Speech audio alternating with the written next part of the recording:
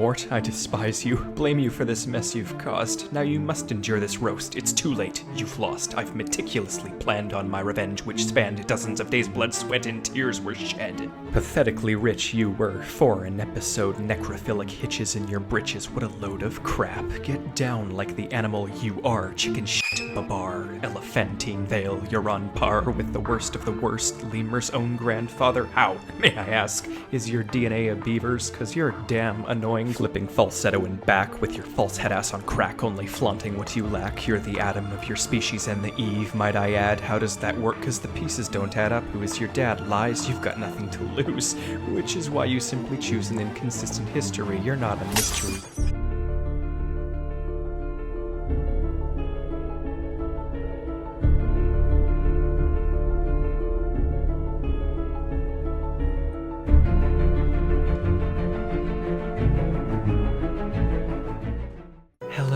I'm the Theorizer, and a quick reminder to watch everything in that playlist I linked before this one because we're finally ready to string together a number of Dreamworks films through the usage of insidious cults, animal sapience, and a Lovecraftian reaper named Mort. Let's start by gathering all of the threads together and then interconnecting them. This will serve as the connection point for everything we've discussed henceforth. I'm not sure how long this will be, but there's a massive number of patterns, and I feel light must be shed on this. So, the 6 Mort videos detail the true nature of Mort from Madagascar and how he is, in short, actually an elder god locked in an eternal stalemate with a pantheon of interdimensional fruits that command the multiverse. They constantly invoke suppression mechanisms to keep him in a fractured state. Every time he slips into a higher dimension, they curtail him. Yes, as absurd as it sounds, it was one of the most comprehensive conclusions to be drawn from the 2 hours worth of evidence I had gathered. So, that was Mort. But now we skip back to a more medieval period and briefly establish the timeline of the Shrek films, so we can solve a variety of its characters. First, we spent 4 videos solving the fairy godmother and determined that she's a witch who's out to get revenge on the royal family that wronged her through any means necessary. It's implied that all of the lower class magical individuals share a similar spite towards the monarchy, and through either Merlin or some other contact of the godmother, a sort of apathetic army was being brainwashed in the schools of far, far away, using many tactics to their advantage, such as comedy and music, an insidious, seemingly innocent methodology. We then wrapped up the Shrek videos with an analysis of the magic the fairy godmother uses and how exactly it affects people, and more importantly, how it affects intelligent animals. I did this as a backdoor attempt to dig into the mysteries of the sapient animals in the Dreamworks universe, which, like the magic you'll see, ties in with Mort. We then moved back over to Madagascar and looked into another character who was privy to animal IQ, that being Capitaine Dubois from the 3rd Madagascar movie. We solved her past and threw in her ties to the old woman from the other films while we were at it. We finally left off this saga by seeking answers in the most important link of animal intelligence by far, Over the Hedge. We managed to dig into the depths of another character who seems privy to the thoughts of animals, Dwayne LaFontaine, the Verminator. He has an almost identical tracking skill set to Dubois. You might be asking yourself right now, why am I recapping all of this? You might also be asking, how on earth do these all connect? And to answer both of those questions at once, I will simply respond with, I just explained it.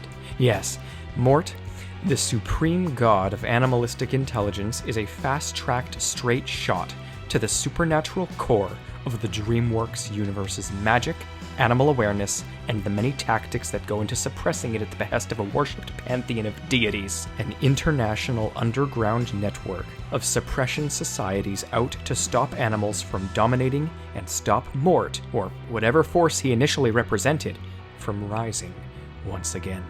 As I said at the very end of the Mort theories, Mort's dream works. Mort is Dreamworks because his dream works because he's the animal intelligence hub and center of everything. Yes, I told you it was a lot to take in, and probably not entirely considered by the filmmakers. But the shocking thing isn't that, it's that the evidence truly is there.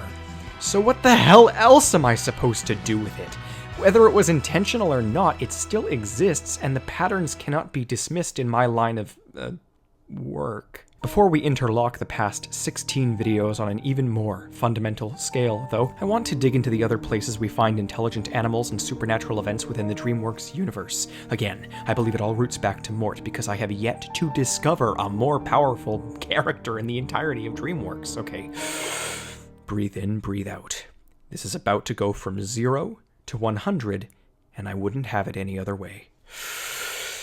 Ants shows that ants are smart. Insects are sapient, aware, organized creatures, all the way down to the basest of levels. The Dreamworks universe has a focus on animals getting as smart as humans and becoming their equal. The Bee Movie is possibly the most crucial film I have ever seen, insofar as it is the first chunk that clicks every thread into my mental map. It details the dangerous precedent, a shocking event, the closest small animals have come to finding equal footing with humans. The crazy part is this: the pattern of humans versus animal intelligence was just something I inferred from Madagascar and Over the Hedge, but like with Katie and Scrat, my theories are melding with reality, and I'm sort of in a state of utter shock because I think it might be completely true. The linchpin is that every time animals rise up, there's a human just waiting there to stop them, with utmost desperation and underhandedness. This lawyer, he's so desperate, my god. Why is he so obsessed? Give me a truly solid reason, not some mild iffy bullshit. I'm just itching to highlight what someone brought to my attention. Mort in the zoo.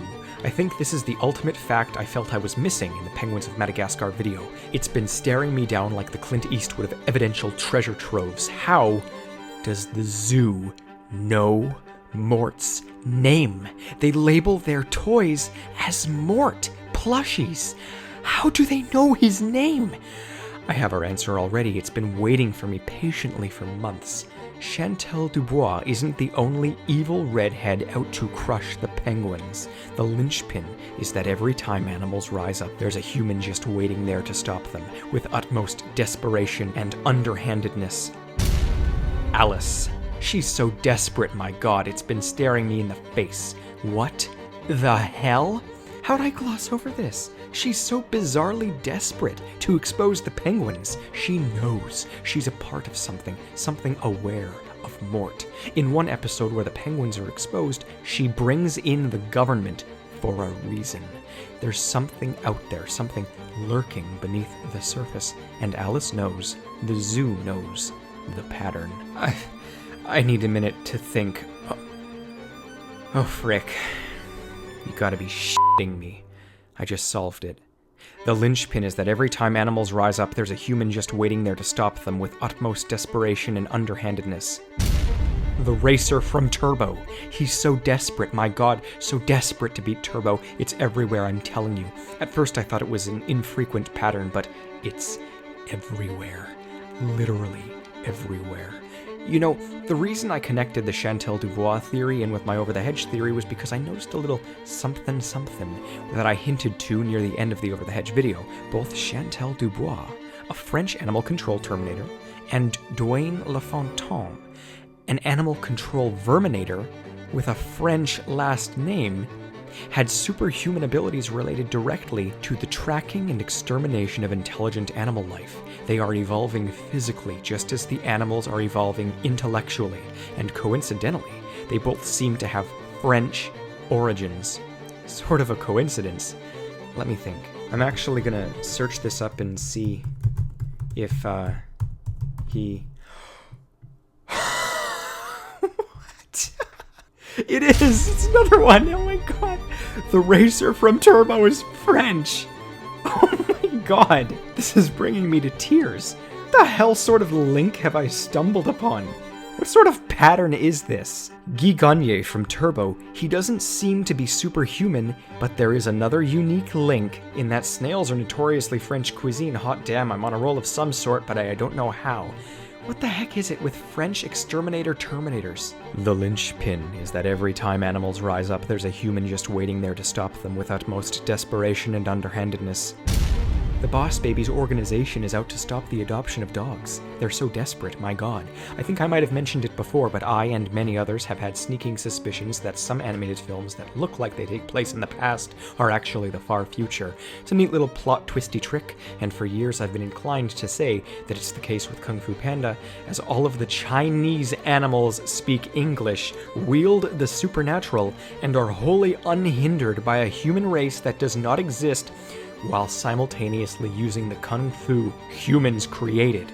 So if it's in the future, then yes, it might be to imply that Mort and his acolytes won this multiversal war, depending on what's actually going on here and whose side is with who. The linchpin is that every time animals rise up, there's a human just waiting there to stop them with utmost desperation and underhandedness.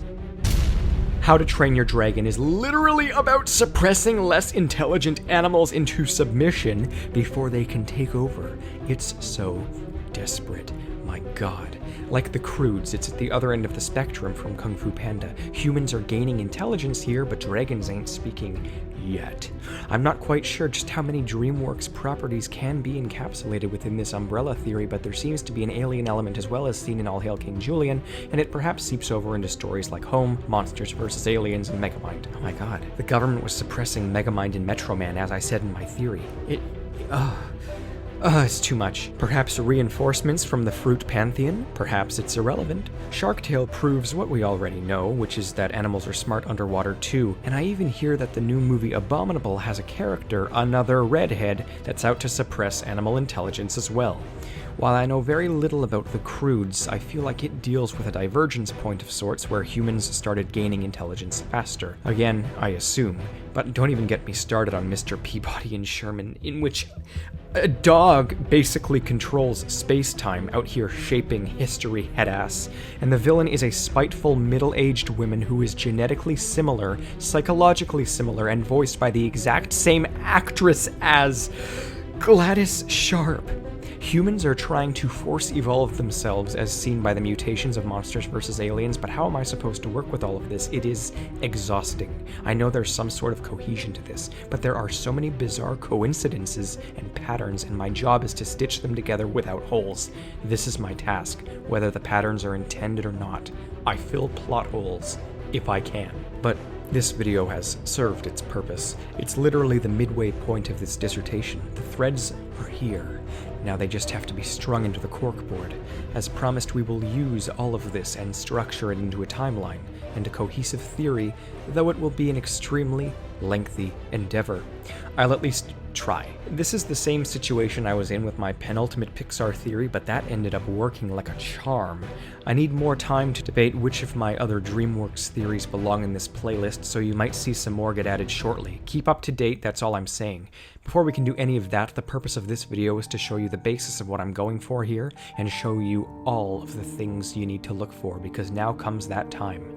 Help me in the comments. I need all instances from all Dreamworks properties, cults, smart animals, humans suppressing them, supernatural events, and aliens of all sorts. Any Dreamworks property, all of the films, spin-offs, everything. Help me. I'm shocked I've gotten this far completely on my own, to be honest. This will end up being 25 parts. I've said it before, I'll say it again, and I'm foreseeing 7 hours in total length. This will be so awesome when I finally compile into that mega video, and I can't wait to see what'll happen next. I need to think on a more grounded level to recuperate for now, but fill my comment section. Fill it. Fill it. Until then, I'm the Theorizer. You can't win this time, this is where I draw the line. Far as the eye can see, you can't be free of me. The con haunts your dreams, questions bursting from your seams, but anomaly, I scream, answers fled the world a meme, such wow, much cow, dimensional pimp, wimp, unholy flippant bitch. Guess what? You're my niche. I don't guess, I devise, and your rapping I despise, and just to emphasize, I'll likely roast you till you die. You can't get any better, as your character's a mess. Rock bottom is the high end of what you call success. If you want a truce, talk to me on Twitter, and I wonder, is your happiness as real as the imaginary number? You wish to be the Theorizer, it's your deepest desire, but you have no creativity. You've lost your anonymity, and your soulless life's unceasing longevity will keep you roasted through your 70s, Mort. I theorize it's what provides your shitty attempts at grasping at straws held in place by threads of laws you've broken with all of your flaws. You've used up all your roast ideas and fool, guess what? This exposure will bring closure to your life. I'm thankful for that much. I can't wait to win with my skills yet again against this perverse, demon-laying mother hen. What can happen to you, Will Murphy's bitch? You only wish to be rich here. I'll pitch you the rest of your life. You'll die in the ditch.